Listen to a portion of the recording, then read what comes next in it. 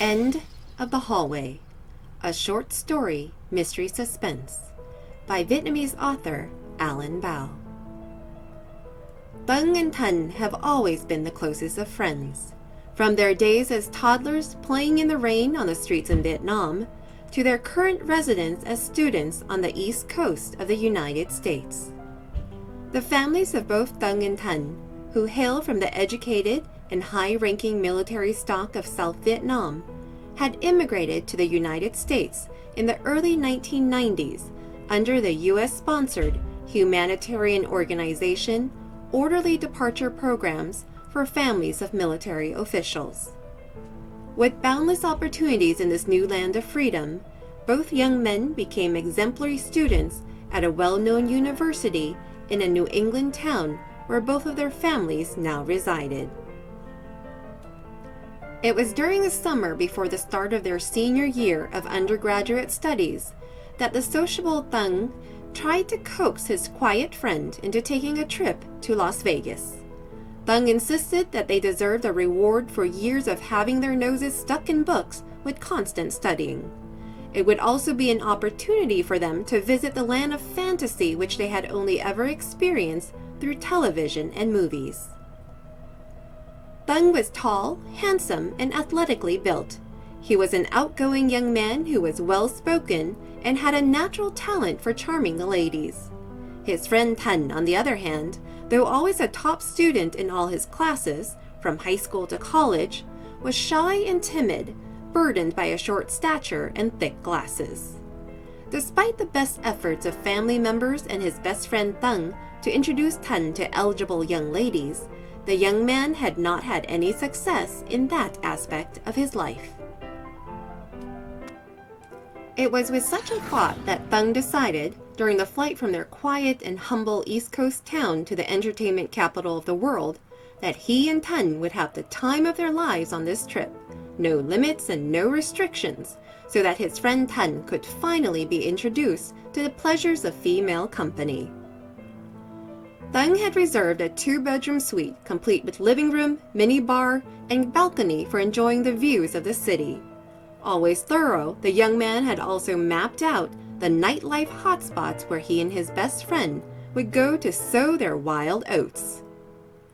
It was nearly 10 p.m. when the shuttle that had come to pick Tuấn and Thanh up from McCarran Airport finally dropped them off at the hotel. As soon as the elevator doors closed behind them on the 13th floor and they entered into their suite, Tuấn ran to his king-size bed and jumped on top of the covers, exclaiming, "Las Vegas! We really are in Las Vegas, Thanh!"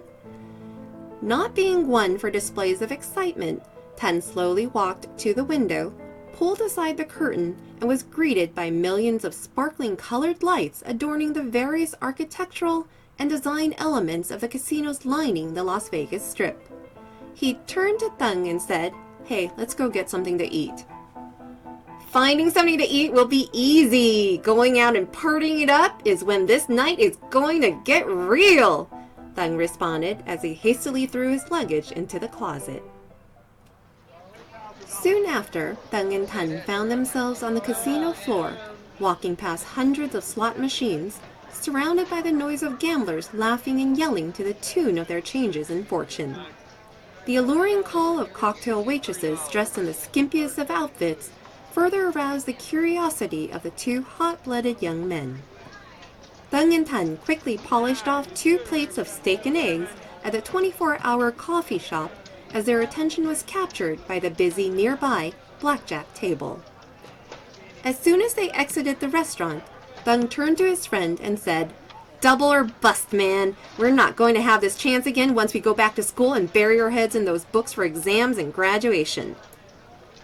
Thanh carefully withdrew a stack of $100 bills from his pocket and began to count. $1,000 is my limit. The casino gods did not disappoint, as the friends were both blessed by the beginner's luck reserved only for those who are visiting Las Vegas for the first time. After an hour of gambling, both Tuấn and Thanh had increased their bankrolls to over $3,000, a profit of $2,000 each. Counting his winnings, Tuấn looked over at Thanh. "Let's get out of here." Thanh understood his friend and said to the dealer, "We're done playing." The lady dealer responded, "Let me cash you out," and without hesitation proceeded to exchange the two players' black $100 chips and blue $25 chips for white $500 chips. She then called over her shoulder to the floor man, "12 whites out." The floor man nodded as he watched the chips being pushed to the two winners. As the two young men walked away from the blackjack table and towards the cashier's cage, Thung jokingly said, "If we could win like this every day, we might as well quit school and move here." Tan responded, "It's just luck, man." Both men clearly understood that there is no way to beat the casino in the long run. As they stuffed stacks of $100 bills into both front pockets of their jeans, Thung saw that the hour was nearing midnight and winked at his friend. "It's time to rock, Tan." The men exited the hotel, entered a taxi, and were driven directly to a popular strip club that Thung had carefully researched for the trip. After paying the admission price for both, Thung hurried inside the club to claim a booth located in a dark corner of the room that had a good view of the stage. Thung motioned for his friend to sit down as he ordered 2 beers at cutthroat prices. Thung's eyes shone in anticipation of all the pleasures being offered in this paradise filled with beautiful women of all colors of skin. Women who were calling out to him to offer their delights of the flesh. Tan, meanwhile, slowly sipped his beer as his attention was transfixed to the women performing on stage. As the night wore on, Thung ordered 1 beer after another. With the same frenzy, he accepted a lap dance from every dancer who came up to offer one to him. With generous tipping, house rules were overlooked, and Thung was able to let his hands wander over the dancers' bodies as he pleased, and as the ladies allowed. Tan, on the other hand, despite being filled with alcohol, still could not muster the courage to request a single lap dance for himself. Thung drunkenly looked at his friend and noticed him shrinking even more into himself. Thung decided to take action and whispered into the ear of the nearly naked, delicate-looking Asian beauty straddling him as he handed her a couple of $100 bills. The dancer walked seductively over to where Tan was sitting. As he looked up, she put her arms around his neck, removed his thick glasses, and began to nibble on his earlobe.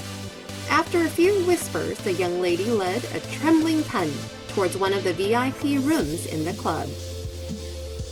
Thung looked after his friend for a moment, then quickly returned his attention to the 2 smoking hot Americans who had immediately taken the opportunity to offer their services to this handsome Asian gentleman who was pouring out money as if it were free-flowing water.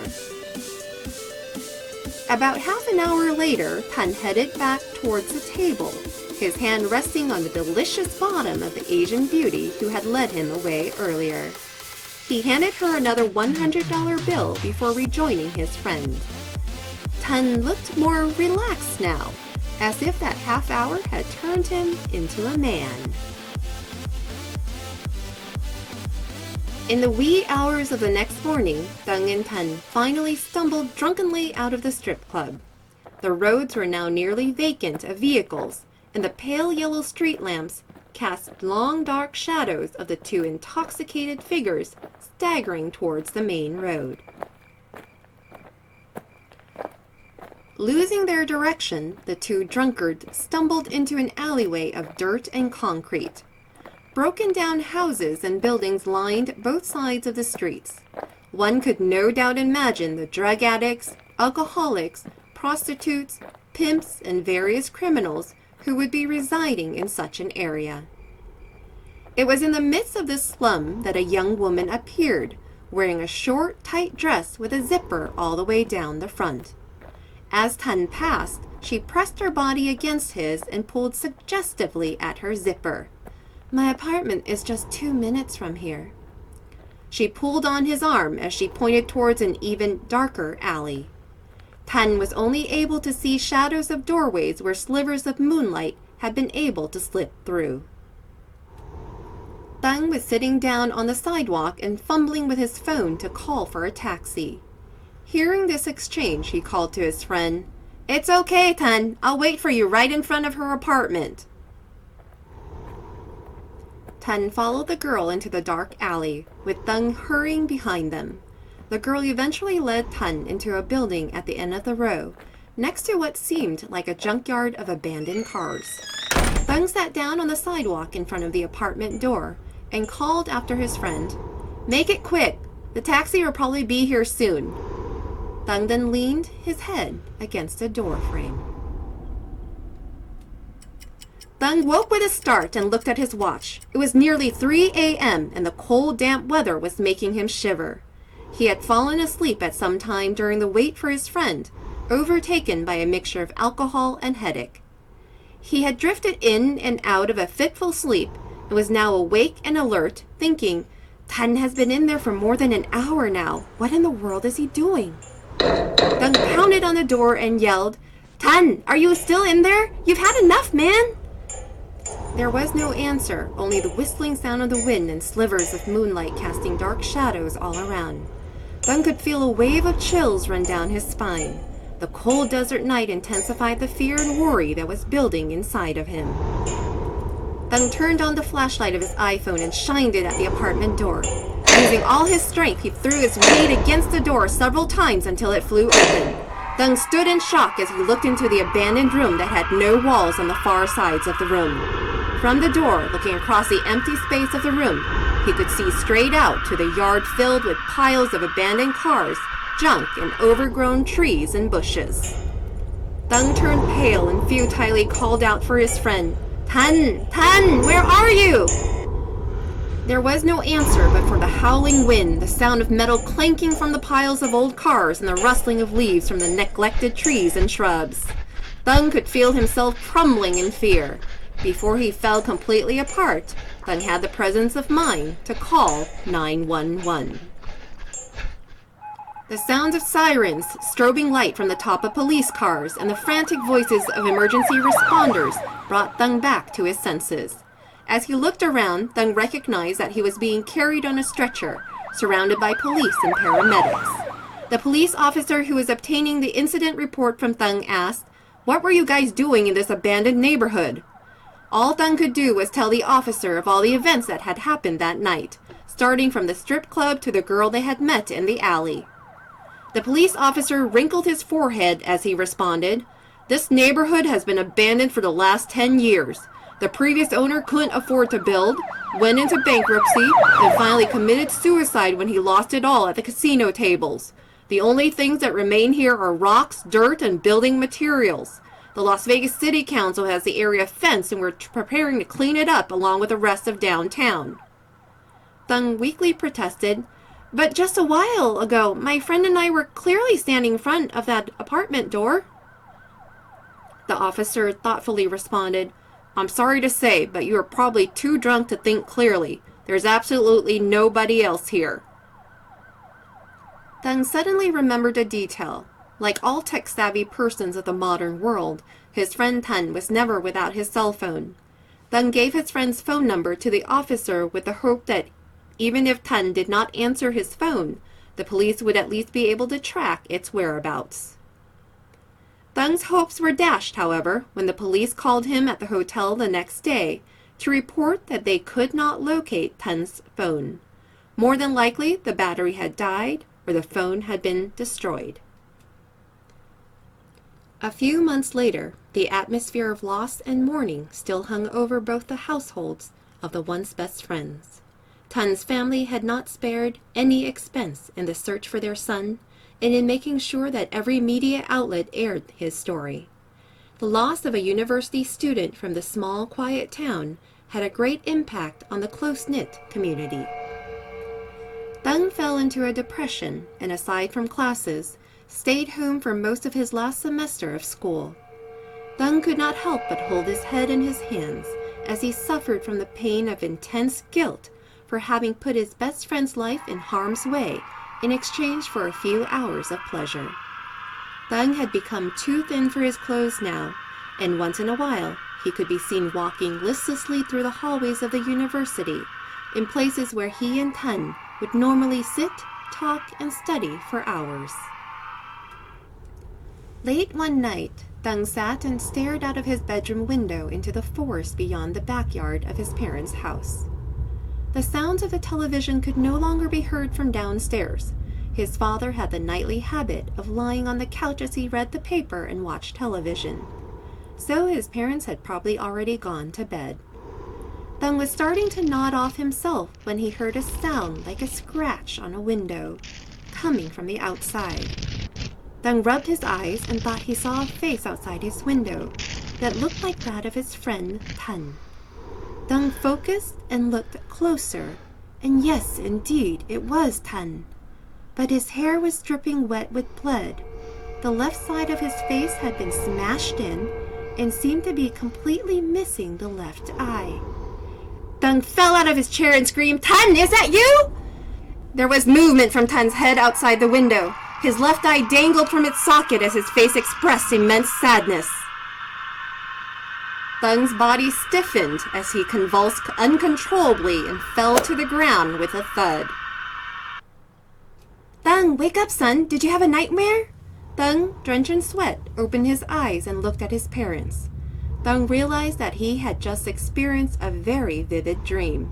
His mother could only hold her son to her bosom and weep. Since his return from Las Vegas, her son had become a lost person, although it was his friend Tun who was physically lost. She understood that he felt immense guilt for the plans and partying that had led to the disappearance of his best friend. Suddenly, Thung's cell phone began to ring. Thung was taken aback. Who could be calling him at this hour? He crouched down to pull the cell phone out from under his bed and became pale with fear as he recognized the caller ID. It was Tun's phone number. Trembling, Thung answered the phone. "Hello? Tun, is that you?" No response came from the other end of the line. Thung continued to ask, "Tun, is that you? Where are you now?" The phone line abruptly went dead. Text messages from Tun's phone number began to pop up on Thung's cell phone, with the same message repeating over and over. "Thung, I'm so cold here. Save me. Thung, I'm so cold here. Save me. Thung, I'm so cold here. Save me. Thung, I'm so cold here. Save me."